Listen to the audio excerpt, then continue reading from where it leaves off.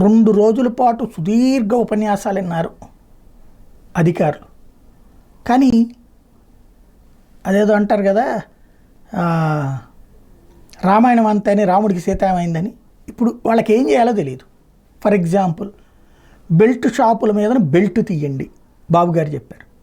Belt shop లోకల్గా నడిపేటటువంటి వాళ్ళ మీద చర్యలు ఎవరు తీసుకోవాలా? పోలీస్ శాఖ, ఎక్సైజ్ శాఖ తీసుకోవాలి. ఇక్కడ ఎస్పీలు అయ్యే కలెక్టర్లు దాన్ని మానిటర్ చేయాలి. చేద్దామంటే ఆ కింద బెల్ట్ షాప్ నడిపేది తెలుగుదేశం జనసేన కార్యకర్త అయి ఉంటాడు.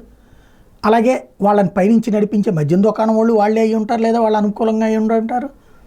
ఇప్పుడు వాళ్ళది ఏదైనా చర్య తీసుకుంటే పార్టీ వాళ్ళ మీద చర్యలు తీసుకున్నట్టు, తీసుకోకపోతే బాబు గారు ఈ మాట చెప్తారు. ఇది ఒక సమస్య. ఇసుక కింద తవ్వే దగ్గర నుంచి అమ్మేదాకా ప్రతి ఒక్కటి తెలుగుదేశం పార్టీ కార్యకర్తలకు సంబంధించిన, నాయకులకు సంబంధించిన, ఎమ్మెల్యేలతో లింకప్ అయి ఉంటుంది. వాటిట్లో ఇప్పుడు ఆపితే ఎమ్మెల్యేలకు ఆదాయం ఉండదు, నాయకులకు ఆదాయం ఉండదు, ఉపాధి ఉండదు, వ్యవహారం ఉంటుంది. కాబట్టి అదేం చేయాలి? ఈ 2 ప్రాబ్లం అని చెప్పేసి బాబు గారే చెప్తున్నారు. బియ్యం అక్రమ రవాణా, జనాలకు బియ్యం ఇచ్చారు, వాళ్ళు తినకపోతే అమ్మేసుకుంటారు. వాళ్ళు అమ్మేసుకుంటే వాళ్ళని ఆపితే కేసులు పెడితే ప్రజల మీద కేసులు పెట్టినట్టు. అలాగని అది కొనుక్కునేవాడు ఎవడు కొనకపోతే అది పెద్ద సమస్య.